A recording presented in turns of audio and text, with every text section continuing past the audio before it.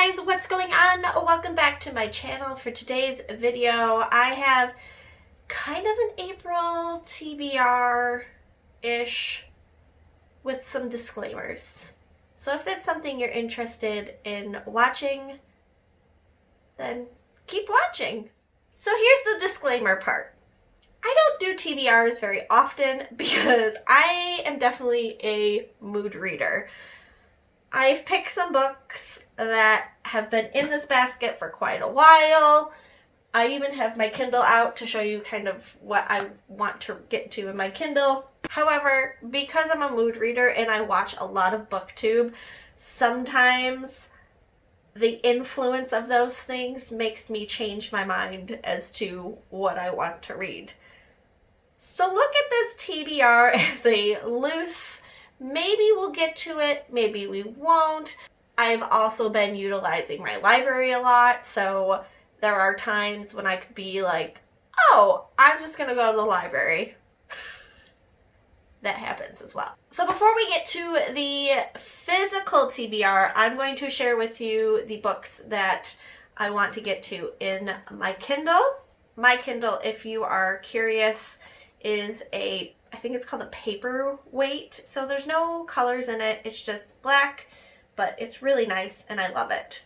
So the first one I'm going to talk about is We Ate the Dark. I will put a picture of it somewhere because maybe someone can tell me how to do this. I don't know how people hit what you want and then the cover shows up. I don't know how people do that. How do you do that? Let me know in the comments down below. So I have We Ate the Dark by Mallory Pearson. And I believe I got this as a Kindle Unlimited first reads. So if you have Kindle, you can pay for Kindle Unlimited and you get books for free that you can read. And they also have this first read program where you can read before anybody else. So I'm pretty sure that's where I got this. What I understand from this so far is it's kind of a haunted house-esque story. It's a little creepy. There is a murder or a disappearance, and years later this body is found, and now all these people are brought back together. I'm going to assume that they go back to the house. Not quite sure.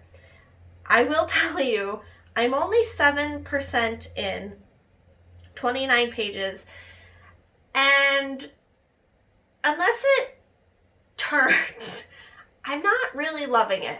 I feel like there's too much description of things. Like everything has a description, if that makes any sense. So I don't know. We'll see.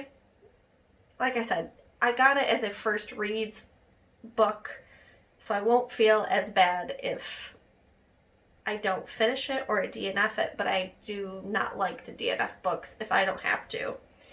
The other book on my Kindle that I want to get to is the continuation of the Paradise Cozy Cafe Mystery. This is by Agatha Frost. There are 31 books so far in this series. There's 2 already in the works. I have them on pre-order because I love this series so much. I just finished Birthday Cake and Bodies. I gave that a 3-star. I explain it a little bit in my vlog coming up. The next book in the series is Gingerbread and Ghost. It's book number 10 in the Paradise series. And of course we follow our amateur sleuth, Julia, and of course her growing family, which is Barker, her boyfriend, and her adopted daughter, Jessie, and of course her grandma, which I love, Dot. There's a little bit of quirkiness going on in the town as they figure out all these different murders that happen in the town. It's a cozy mystery. You know how cozy mysteries go. We always have our amateur sleuth. There's a murder in the town. Once you get to like book 20, you're like, how are there any more people left in the town? It's a really good read. I think they're fun. I love them. There's a little bit of mystery. The last book was kind of hard to figure out.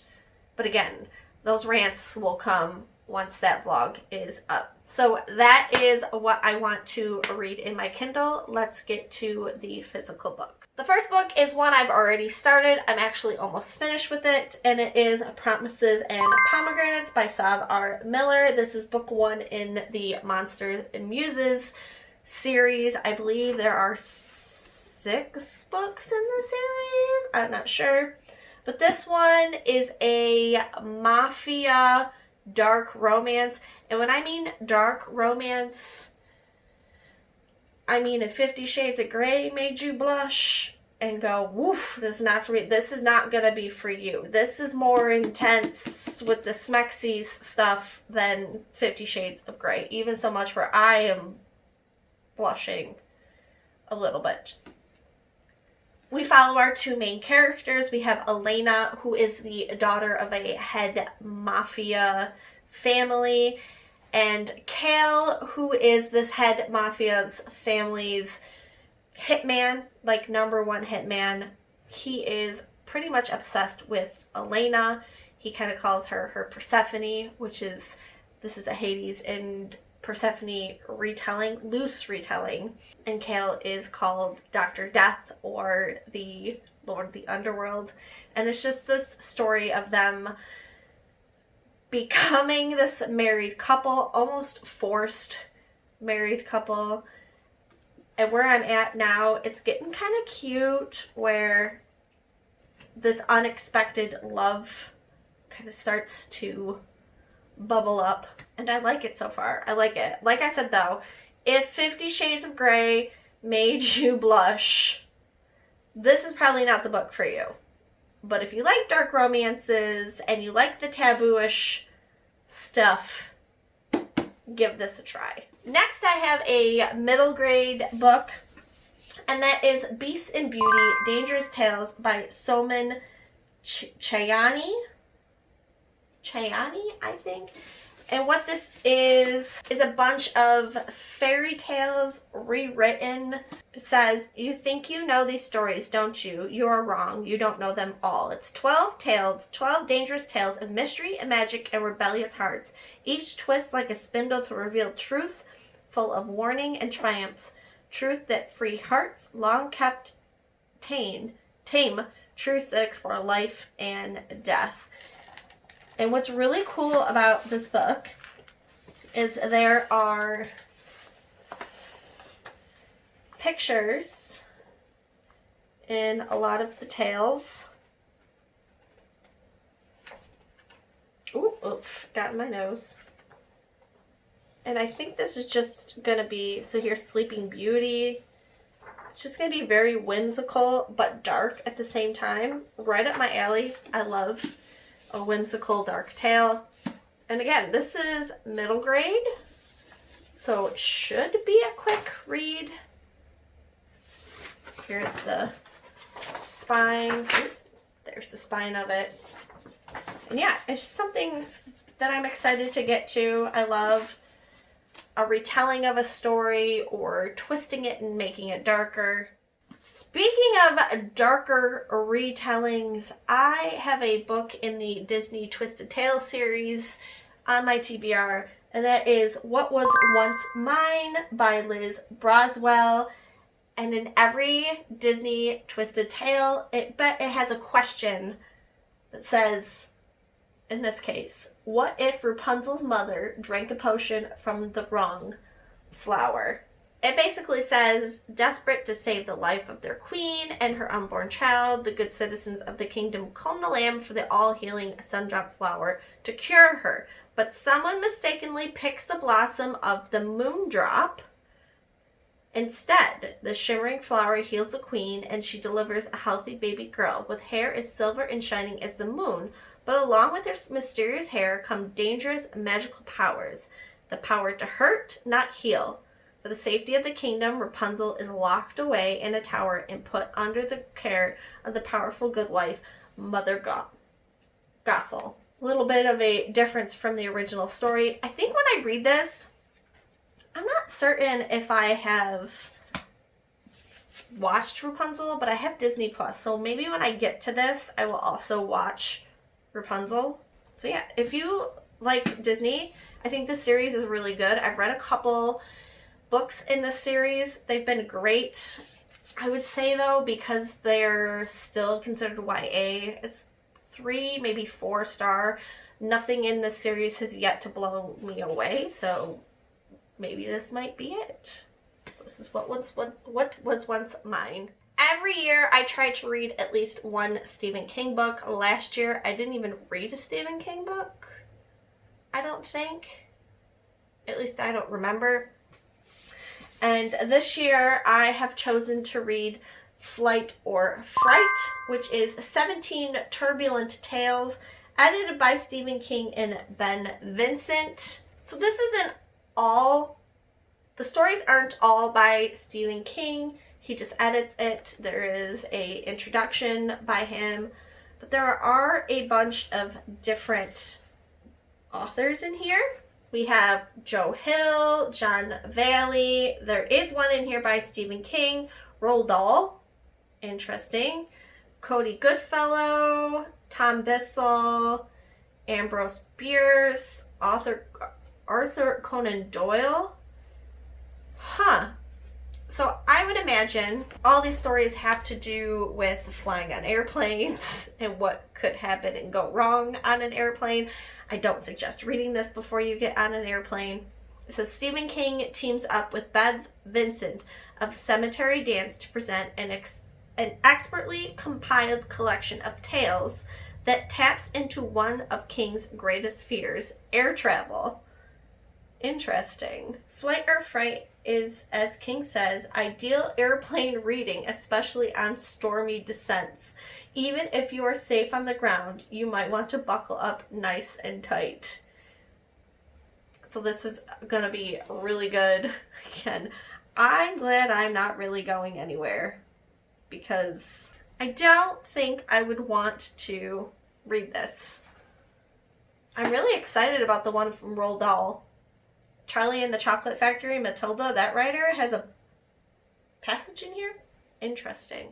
Next on the list is another cozy mystery, and one that I was apprehensive about putting on this list currently, but it is the next book in the Hannah Swensen series, which I am also chipping away at. And this is Plum Pudding Murder by Joanne Fluke. This is book number 12 in the Hannah Swensen series. Again, with cozy mysteries, we'll follow our amateur sleuth, Hannah Swensen. She owns a cookie shop called The Cookie Jar, and in each book there is a murder in this small Minnesota town, and she tasks herself into figuring out what is going on, figuring out the whodunit with the gossip that goes around in the town. This is just like the Paradell series, where it's a very quirky and fun, quick read. This one is under 300 pages, but what makes this one different from Paradell is there are actual recipes in every book in the series. I love it. I love the series so much. And I literally have all of them up to now. And this woman just keeps busting out books. Just like Agatha Frost keeps busting out books, Joanne Fluke keeps busting out books. And it leaves you questioning, how is there anyone alive in this town anymore? The next two books, like I said, I watch a lot of YouTube. I am highly influenced by other people's picks and what they've read. So these last two books are highly influenced by Jan Agaton, who is on YouTube. I've been obsessed with her lately. I'm actually backlogging and watching all of her back videos. Don's like, "You're watching her again?" Yes, I am. And one of her favorite books that she has read, which I had on my shelf, is A Dowry of Blood by S.T. Gibson. I have this really pretty, apparently there's some dust on it. I have this really pretty paperback floppy edition. There's deckled edges on it. I don't know how I feel about deckled edges. They kind of feel weird. I don't know much about this book, except for I think it's a loose retelling of Dracula. So saved from the brink of death by a mysterious stranger, Constana is transformed from a medieval peasant into a bride fit for an undying king. But when Dracula draws a cunning aristocrat and a starving artist into his web of passion and deceit, Constana realizes that her beloved is capable of terrible things. Finding comfort in the arms of her rival consorts, she begins to unravel their husband's dark secrets. With the lives of everyone she loves on the line, Constana will have to choose between her own freedom and her love for her husband, but bonds forged by blood can be broken only by death. I'd imagine there's a lot of trigger warnings in this book, so if you... Oh, yeah, here we go. There's already a page. It says... Ooh, there's a lot. Okay. Trigger warnings of emotional, verbal, and physical intimate partner abuse, gaslighting, war, famine, and plague, blood and gore, consensual sexual content, sadomism, I don't know what that means, self-harm, body horror, violence and murder, alcohol use, depression and mania. It also contains brief references to sexual assault, drug use, and drowning. So those things don't bother me as much, but if those triggers are something that bothers you, I wouldn't say read this. However, I know Jan Agaton cannot stop talking about this book, and it makes me want to read it. So this has been influenced by her.